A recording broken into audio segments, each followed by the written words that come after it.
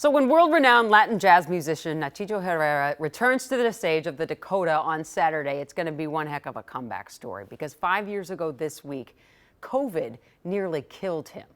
So today, Kent met up with Nachito ahead of his show, and if you were wondering how he's doing, just listen. If you take the music of Beethoven, infuse it with a splash of Latin jazz, and stitch in the stylings of John Coltrane, you'll only begin to understand the playful playlist some of my originals coming to the Dakota Jazz Club on Saturday. in these 16, 17 pieces is kind of like the life of Nachito Herrera. That's what I have been doing. From a young age, the piano has been a part of Nachito's life.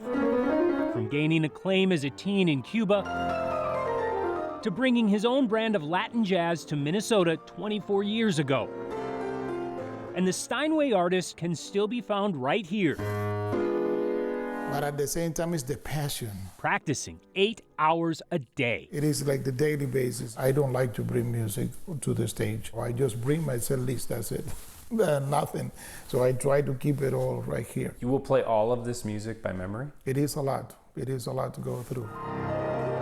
Especially considering how far he's had to come in the past 5 years. For me, it's inspiration. Nachito's wife Aurora could never forget It's a miracle. that journey. It's my miracle. With COVID-19 ravaging his heart and lungs in March of 2020, Nachito's doctors decided to make him one of the first U.S. patients to try ECMO. We weren't sure if a patient who had COVID would survive. And that life support, which pumps all of the blood for the heart and lungs externally, worked. After 12 days, he opened his eyes hours before Easter Sunday.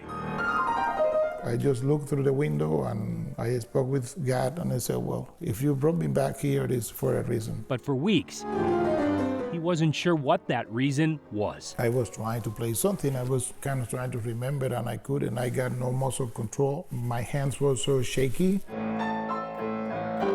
After a month of practice and patience, we visited Nachito from a distance in 2020 at his home to see his progress and share his story. It's quite something to be back at your house, even though I wasn't inside your house Yes, 5 sir. years ago.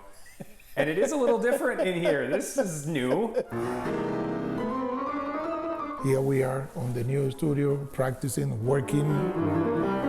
All I want to do is actually keep playing.